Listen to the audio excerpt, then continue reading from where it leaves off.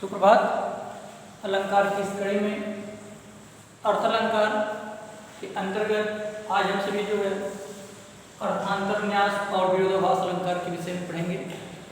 अर्थांतरन्यास क्या है और विरोधाभास क्या है, इसके शाब्दिक अर्थ क्या है, इसका संधिच्छेद क्या होता है, इसकी परिभाषा और लक्षण क्या है, पहचान क्या है, इसके विषय में हम सभी आज गहनता से अध्ययन करते हैं।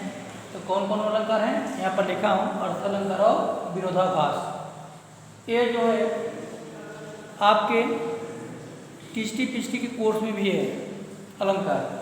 एलटी ग्रेड में नहीं था, लेकिन माध्यमिक शिक्षा चयन बोर्ड के अंतर्गत जो टीचटी परीक्षा होती है उसमें कोर्स में है। तो पहले हम देखते हैं अर्थांतरन्यास अलंकार क्या है, इसके बाद विरोधाभास अलंकार के विषय में बताएंगे।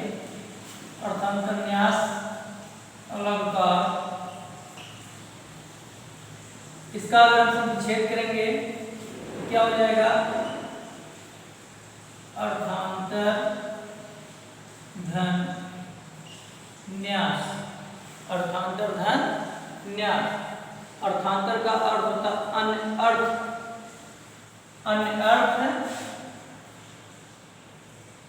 इसका अर्थ हो जाएगा अन्य अर्थ, और न्यास मान होता है रखना। न्यास मीन्स रखना। अन्य अर्थ यहाँ कर देंगे का और स्पष्ट हो जाएगा। अर्थांतर का अर्थ होता है अन्य अर्थ का था। अगर न समझ आता हो,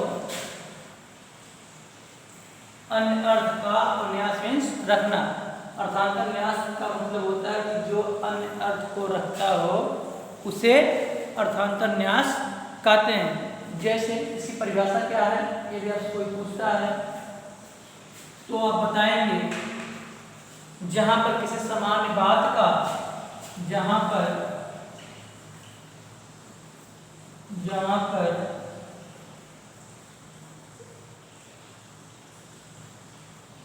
किसी सामान्य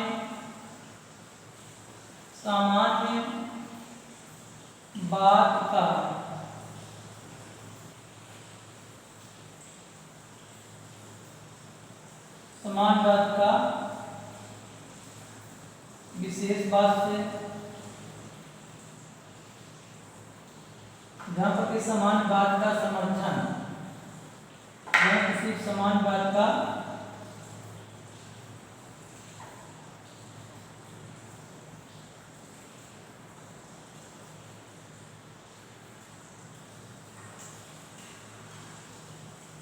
समान बात का समर्थन,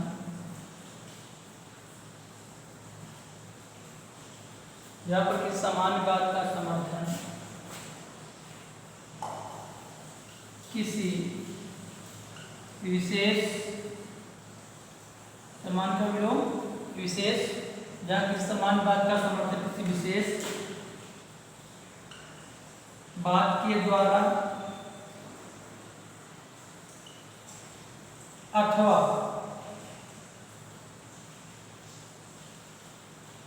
किसी विशेष बात के द्वारा, किसी विशेष बात के द्वारा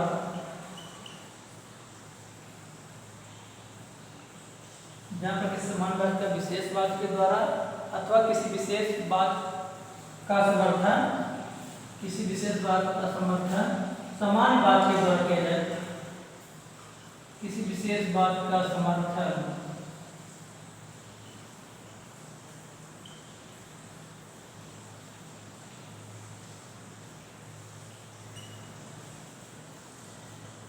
सामान्य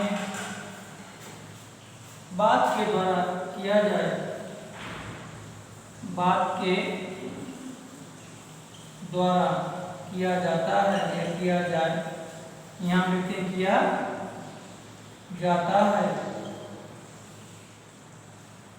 वहाँ अर्थांतरन्यास अलंकार होता है। अर्थांतर न्यास अलंकार होता है। फिर सुन लेंगे। अगर कोई पूछता है अर्थांतर का अर्थ क्या होता है, अन्य अर्थ का अर्थांतर मतलब होता है अन्य अर्थ का, न्यास में होता है रखना, इसका संविच्छेद होगा। अर्थांतर न्यास परिभाषा होगी जहाँ पर किसी समान बात का समर्थन किसी विशेष बात के द्वारा किया जाता है अथवा विशेष बात का समर्थन किसी सामान्य बात के द्वारा किया जाता है, वहाँ पर अर्थांतर न्यास अलंकार होता है। जैसे रहीमदास जी का एक दोहा है जो बहुत ही प्रसिद्ध है, कक्षा 9 में ही है कि जो रहीम उत्तम प्रकृति, जो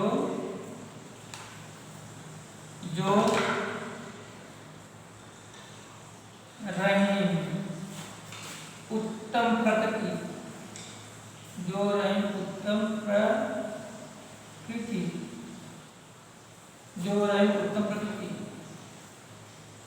का कर सकत कुसुम, या क्या कर सकत कुसुम, जो रहीम उत्तम प्रकृति का कर सकत कुसुम,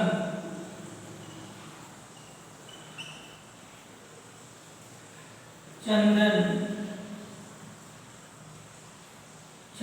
विष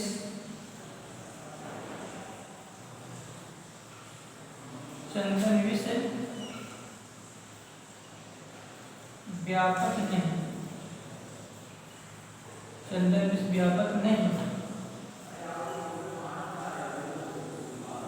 चंदन विष व्यापक नहीं,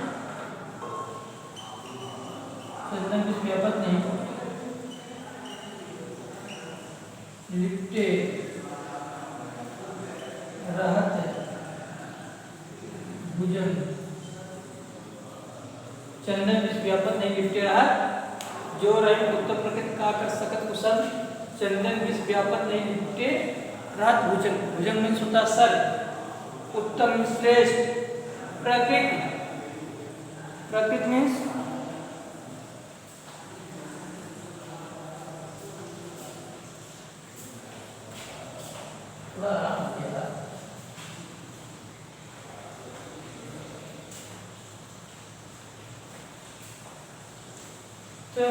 उत्तम मीन्स श्रेष्ठ, नेचर प्रकृति से आता है नेचर, सकत मीन्स सकना, कुसंग, कुसंग मीन्स होता बुरी संगति, कर मीन्स करना, चंदन लकड़ी की बात है, विष जहर, व्यापक माने फैलना, नहीं मीन्स नहीं, लिपट माने लपेटने पर, रात माने राते हुए, भुजंग मीन्स सर, भुजंग का तात्पर्य क्या होता है, भुजंग मीन्स सर, इसका मतलब बुरी संगत, कुसंग का मतलब बुरी संगत, ये जो अच्छी संगति न हो।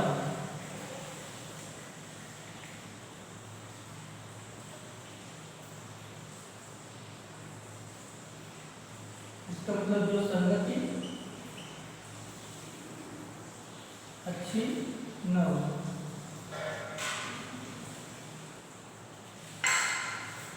अथवा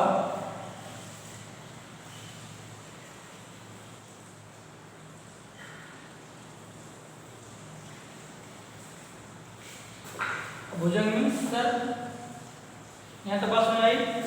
अब यहाँ देखिए समान बात हुआ, जो रहीम उत्तम प्रकृति, रहीमनाथ जी कहते हैं कि जिसका प्रकृति ही उत्तम रहेगा, श्रेष्ठ रहेगा, उसकी बुरी संगत कुछ नहीं कर सकती है। वह किसी के भी साथ, कितने भी बुरे व्यक्ति के साथ रहेगा, लेकिन उसके स्वभाव में, उसके चरित्र पर कोई प्रभाव पड़ने वाला नहीं है, यदि वह दृढ़ और स्थिर चरित्र वाला है, मजबूत और उत्तम चरित्र वाला होगा, उसके उत्तम और दृढ़ चरित्र पर बुरी संगत का कोई प्रभाव पड़ने वाला नहीं। ठीक उसी प्रकार नहीं है। अब विशेष बात क्या हो जाएगा कि चंदन विष व्यापक नहीं, कि जैसे चंदन की लकड़ी पर सर्प के लपेटे रहने तथा उसे काटते रहने पर भी वह चंदन की लकड़ी सर्प के विष को अपने अंदर जो है ग्रहण नहीं करती है और न ही अपनी शीतलता को छोड़ देती है। ऐसी भी इस बात को ग्रहण करते हुए विशेष बात है, चंदन विष व्यापक नहीं लिपटे रहत भुजंग, तो बातें वही थी। यहाँ पर समान बात हो गया जो रहेंगे उत्तम प्रकृति का कर सकत कुशल, और दूसरा ये हो गया। और अन्य उदाहरण अगर इसका देखते हैं तो अन्य उदाहरण में आ जाएंगे बड़े होंगे गुणन भी। दूसरा उदाहरण इसका अगर देखते हैं बहुत अच्छा है।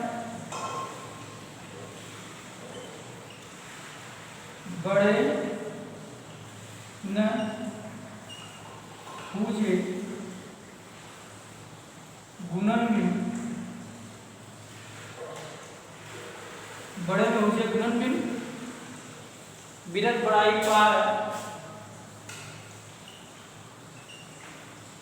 विरत बड़ाई पार। आगे कहत धतूरे, कहत धतूरे सो कनक, कहत धतूरे सो कनक, कनक में सोना, कहत धतूरे सो कनक गहनो,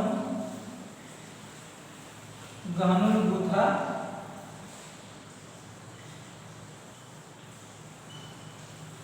जाए। देखिए कहते हैं बड़े में मुझे गुणन भी, गुणन माने गुड़, गुड़ के बिना कोई बड़ा नहीं हो सकता है, गुड़ के बिना कोई बड़ाई के पात्र नहीं हो सकता है। कहने के लोग सोना जो है धतूरे को भी कनक कहते हैं, कहने के लोग तो धतूरे को भी कनक कहते हैं, लेकिन उस धतूरे में या उस धतूरे से गहना बनाने का माने गहना नहीं बनाया जा सकता है। ये गहना बनाने को उसमें गुड़ नहीं होता है। ठीक, तात्पर्य है कि नाम बड़ा होने से कोई बड़ा नहीं हो जाता है जब तक उसमें वह गुण न हो। दूसरा अलंकार जिसका नाम है आज क्लास में पढ़ना है हमें, उसका नाम है विरोधाभास।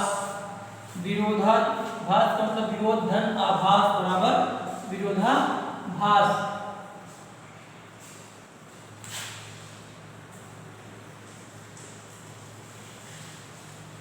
विरोधाभास अलंकार, इसका संविच्छेद होगा विरोध धन आभास। माने इसमें क्या होता है कि इसका शाब्दिक अर्थ हो जाएगा जहां पर विरोध वास्तविक विरोध न हो, किंतु वास्तविक विरोध न होने पर भी विरोध का आभास होता हो, उससे विरोधाभास अलंकार कहते हैं। विरोध धन आभास विरोधाभास। तात्पर्य इसकी परिभाषा क्या हो जाएगी?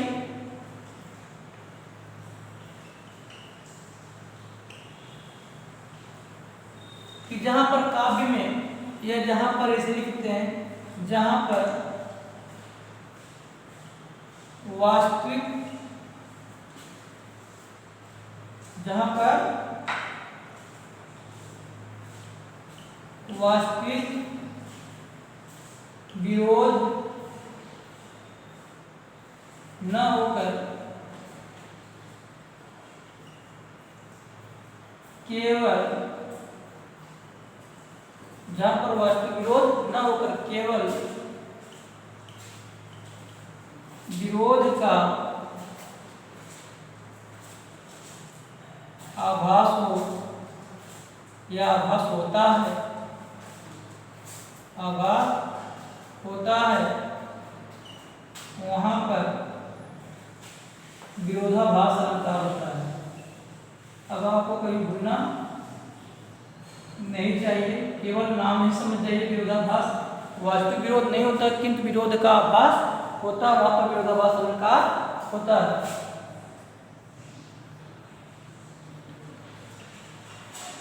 वहां पर विरोधाभास अलंकार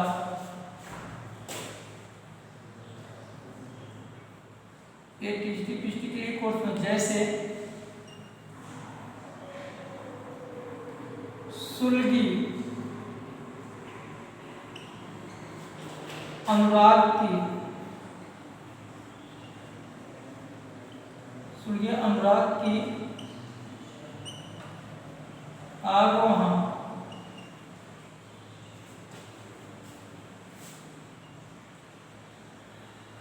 जल से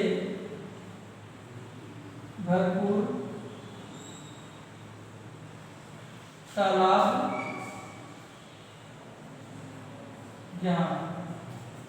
सूर्य अनुराग की आग वहाँ जल से भरपूर तालाब जहाँ। प्रेम की आग वहाँ सुलग गई जहाँ जल से भरा हुआ तालाब था। ऐसा है, आग पानी के पास सुलगने वाले नहीं है।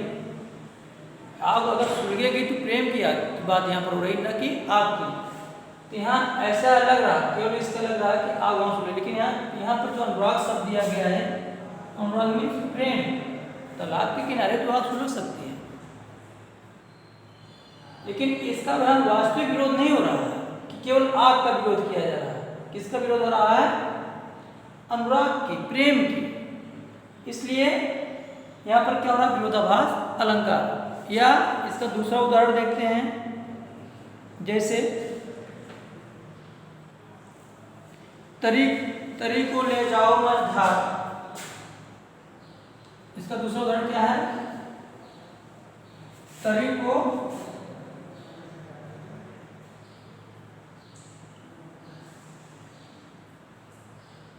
ले जाओ मझधार। तरी को ले जाओ मझधार। आगे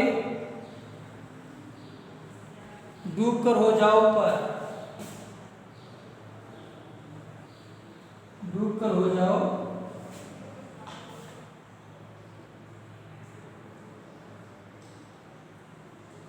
डूब कर हो जाओ पर। पार पर नहीं। तरी मैंने नौका को बीच मझधार में, मैंने बीच जलधारा में ले जाओ और वहां डूब करके पार हो जाओ, ऐसा है कभी नहीं।